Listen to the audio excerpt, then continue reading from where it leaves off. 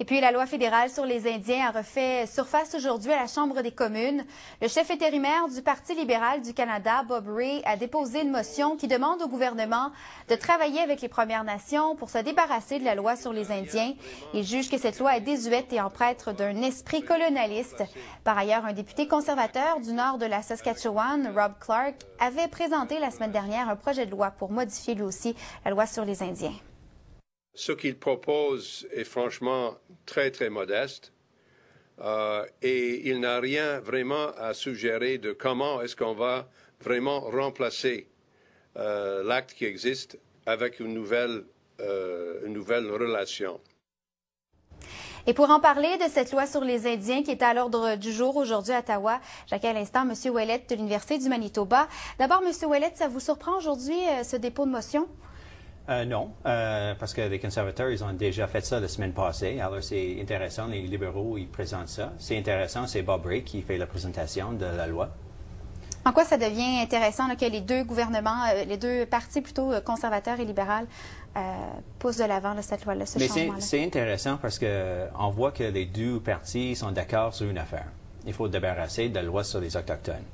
C'est vraiment dans la manière qu'ils font. Alors, on est des conservateurs qui veulent faire ça d'une manière graduelle et les libéraux qui font ça un grand, si je veux utiliser le terme, un grand powwow avec tout le monde réuni ensemble. Chacun a leur côté bénéfique et négatif. Les conservateurs négatifs dans leur approche, c'est que il n'y a pas beaucoup de consultation avec les Autochtones.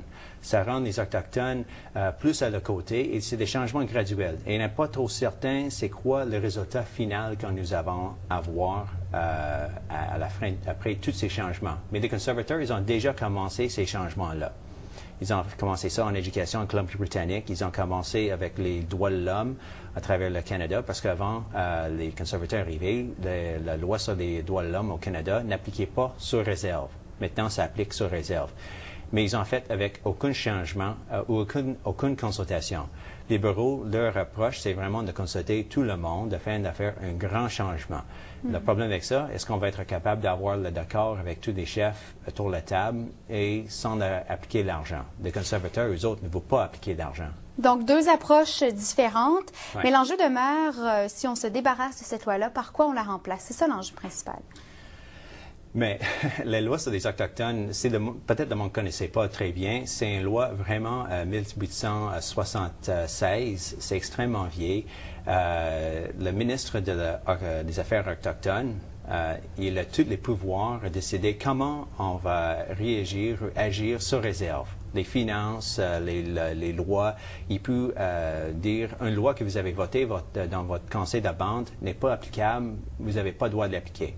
Sans consultation, sans même rendre des explications à le conseil de bande, pourquoi il a fait ça. Il peut même devait avoir une approbation pour faire votre testament sur réserve, techniquement.